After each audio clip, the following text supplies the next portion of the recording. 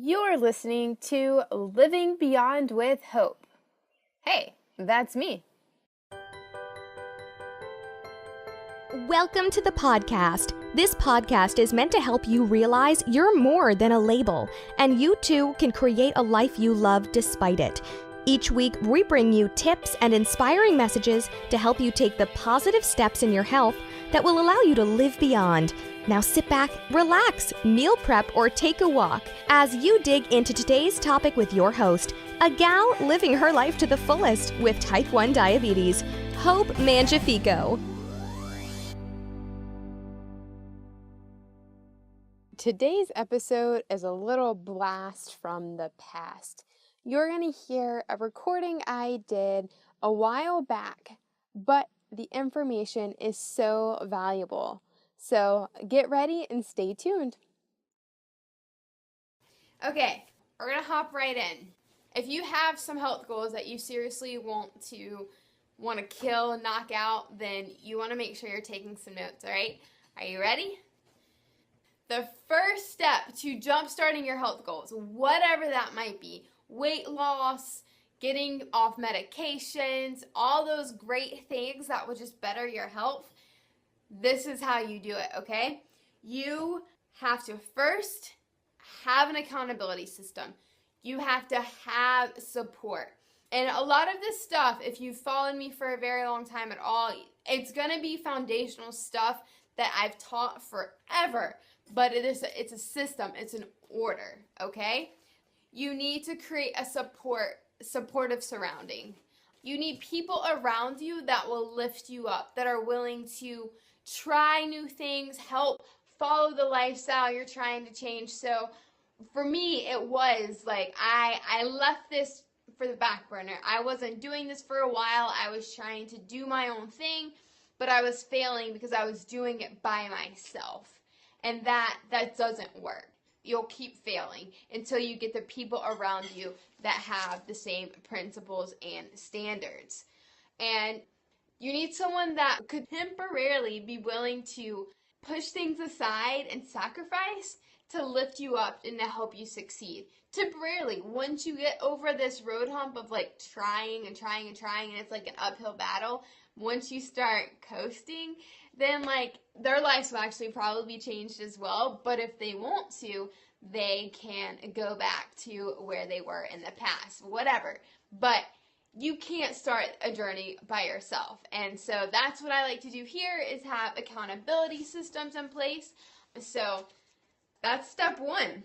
And remember that when you do that and you include other people that you love, especially people that you care about on this journey, then their health will improve as well, which is pretty rad. And so I'm challenging you right now to sit. Well, you don't have to do it right this minute, but it's just like my mini homework assignment. Sit back and think if you have a person in your life like that can help you kickstart this life change. Like you have health goals you want to reach. You want to lose 20 pounds. You want to get off this medication your doctor put you on. You want to get your cholesterol under control. You want to exercise more. You've got a goal. If you have this goal, you need someone. So if you can't think of anyone right now in your life, you got to go find them. You need to think of 2-3 people that you could ask and ask them all and see who says yes.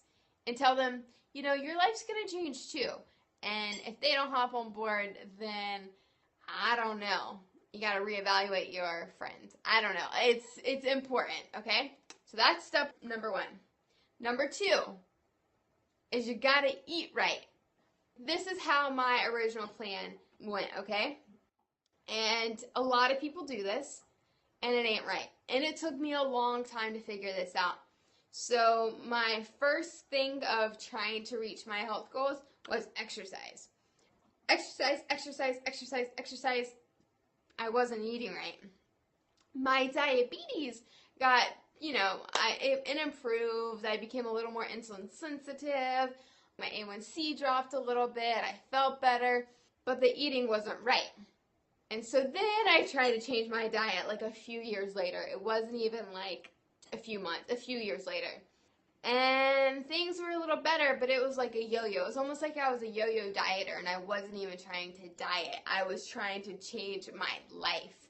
Like, this wasn't a temporary fix. And I was up and down, up and down. Exercise remained the same because exercise is like my passion, my life. Let me tell you, for most people, with diabetes especially, food is like the first thing that's going to mess you up in his life. It's what happens. And then finally, I did the accountability, the support system, and then I did the diet, and then I did step 3, which you could guess is exercise. So that took me many years to figure out, and I'm telling you, if you really are serious about thriving and not just surviving everyday life and being the best that you can be and reaching your potential, then you absolutely have to follow this order. I promise you, this is what works. I mean, I cannot preach enough. So let me tell you, when we're talking about eating, you might be like, okay, well, I need to just clean up my diet a little bit. I just need to, fix some things. There's an answer, a solution, something that will keep you thriving for a long period of time. It's not temporary fix. It's what will allow you to prosper and to be successful. And that's how I eat. That's how all people with diabetes should eat. And therefore, as I've heard people tell me many years ago, and I was like, yeah, whatever, it's so true. You should be eating like someone with diabetes should be eating. What's that, you say? That's eating low carb. Our society eats too many carbohydrates. Carbohydrates, depending on your diet, can be necessary to use as energy, to have as fuel. But I'll tell you, there's a better solution that will help you with your weight loss goals, your medication goals, your diabetes, your cholesterol, your blood pressure, your heart health. All of those things can be helped when you do low carb, high fat. So you don't have diabetes, I'm telling you, this will help. If you have diabetes, this will completely transform your life. So that is how you should be eating. And one thing, and I've talked about this before, but I gotta just put it out there again, there's 3 mini goals within that you really need to focus on, or not mini goals, but steps you should take. 1 is, if you're serious about getting your eating right, getting it in check, it is to have MyFitnessPal. Like, it's not all about calories. And I'm a sports nutritionist. It's not about calories. And I learned that as a sports nutritionist. It was like, calories in, calories out. You cut calories, you cut pounds. No, it's not how it works. All calories aren't created equally. But I'll tell you, 70% of my calories come from fat. And fat that people are scared of. And I'll tell you, I eat calories. I don't count them. And life is great. And my other thing, I want to give you some of my top ingredients that you need to be successfstful in this life change. So, like I said, the first step, you got to find that person, and next is the eating. So, to kickstart it and say, like, you're like gutsy and you're willing to try and cook things and all that fun stuff, you have to have these household necessities, okay? Like, write these down. You hear me talk about it all the time. So, get ready. You need almond flour or almond meal. Same thing, but different. But I use almond meal for everything. You need coconut oil. Homegirl is all about some coconut oil, let me tell you. Stevia and Swerve. And Swerve is erythritol. So it is a different type of sweetener. But it's awesome. So, the last step, as you could probably figure out based off what I've been saying, is exercise. Homegirl did it backwards, that's life. I did exercise first, and it was great, and it created great habits. But it's not the first step. You could definitely do a little bit of activity every day, get up and moving. Adding that kind of stuff, a little bit of movement every day is great. It's so good. But if you're trying to do 45 minutes to an hour in the gym and not change anything else, you are going to fail. You can't succeed with it without doing the first 2 steps. You got that? Like, that's like a huge take-home point. And to be successful with it, you have to find a workout that you love. Like, it's what one of my mentors calls their soulmate workout. Like, if you aren't a CrossFitter and you're trying to CrossFit all day, every day, and you don't like it, guess what? You're not going to be successful with it. If you're trying to be a runner and you don't like to run, guess what? You're going to give up. I've been there. I tried to make myself a runner. I did a half marathon one time. And I could have said maybe I was feeling like a runner when I was doing that, but no, you couldn't get me to run. I ran 2 miles today, and I was like, kill me now. You gotta find what you love, whether that's CrossFit, high intensity interval training, strength training, a mixture, running, biking, swimming. You gotta do what you love, or else you will fail. And also, depending on what you find that you love, you have to see how your body responds to those types of exercises.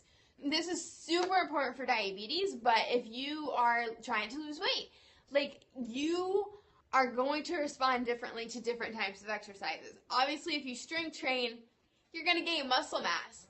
And so you might actually gain weight, but it's good weight. If you're doing cardio, how do you respond? Like, do you have really low blood sugar when you do cardio? Do you have to cut it back a little bit because you're overeating, because you're trying to take care of your blood sugar? So many different things. And if you're continuously doing the same type of exercise, your body's going to start to adapt. And guess what that means? That means you're going to stop getting results. So you've got to take at least mental notes every single time that you work out, or at least, like, if you're doing the same workout for like a week, the next week, see if you feel any different, things are changing, because you might need to change things up. And if your soulmate workout is cycling, for example, and you're like, but that's all I really like to do, so you're saying I can't keep doing it. Yeah, you got to mix it up. And if you like cycling, well, maybe do like a steady cycle, and then the next day do like intervals, so like super high intensity, and then slow it down, and then super high intensity, and then slow it down. That's enough, because it's going to be changing your heart rate and the change of how your muscles are working, that it is going to change everything. For the exercise, my extra step, my extra credit step is, especially if you're a female, to get cute workout clothes. So that really is what can change a lot of people's perspective on exercise, is just getting some attire that makes you feel right, makes you feel good. So obviously it's not a requirement, but I'm pretty sure if I did a poll, most people will really feel like they are ready to conquer the world. With that being said, those are the 3 steps to jumpstart your health in that order. You gotta find a support system, you've got to get your diet right, and you gotta get that exercise in. Thank you so much for hanging out with me today. It means the world to me to be able to serve you and help you live beyond. If you found today's episode helpful or beneficial or share-worthy, I would love a review in iTunes. A review in iTunes allows me to know what was helpful and allows us together to continue to change lives and help other people live beyond their diagnosis or label. And if you did find this share-worthy or helpful, be sure to subscribe to this podcast. If you're on an Apple device, you can go to the podcast app or the iTunes store and type in Living Beyond with Hope, and there you can subscribe or listen to other episodes. When you subscribe, this allows you to know when there's a new podcast released. If you're on an Android device, no worries, I got you. All you have to do is download the Stitcher app and search for Living Beyond with Hope there and subscribe there. You can also go to www.livingbeyondwithhope.com If you would like to listen to the episode again, if you would like to see the show notes and any links that were mentioned in this episode. Today's episode was also brought to you by my Living Beyond the Label audiobook. If you enjoyed this and you like hanging out with me in your ear, then you would love to get your hands on this audiobook. It helps us together strategize your best and most balanced life. If you want to learn more about it and to get your hands on the audio and the worksheets that go with it, you can go to www.mybalanceplan.com. The link is also in the show notes, and there you'll be able to start strategizing your best life. Have an amazing rest of your day, and remember to keep living beyond.